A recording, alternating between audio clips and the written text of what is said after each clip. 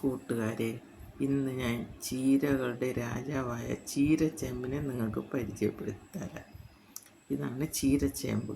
ഇതാ, എല്ലാവർക്കും പെട്ടെന്ന് നട്ടുപിടിപ്പിക്കാൻ പറ്റുന്ന ഒരു ചീരയാണ് ഈ ചീരച്ചേമ്പ്.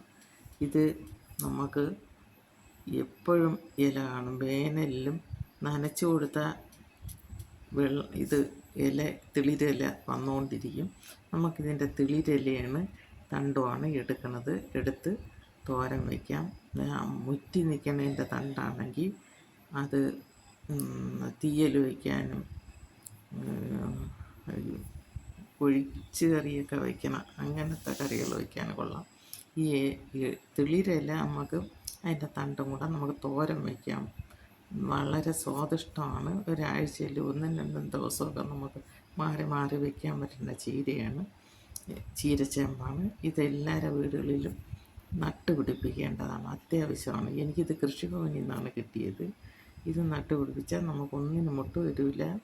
ഒരു കറിക്കുള്ളത് ഇതിൻ്റെ തൈ കണ്ട, ഇതിൻ്റെ തൈയാണ്. കാട് പോലെ പൊടിച്ച് കയറി. ഇതിൽ മുട്ട വരില്ല, ചേമ്പ് മുട്ട കാണില്ല, വെറും ഇല മാത്രമേ വരുള്ളൂ. ഇത് നമ്മൾ നട്ടുപിടിപ്പിക്കണം. എൻ്റെ ഈ വീഡിയോ ഇഷ്ടമായെങ്കിൽ എനിക്ക് ലൈക്ക് തരണം, സബ്സ്ക്രൈബ് ചെയ്യണം. കണ്ടു നോക്കുക.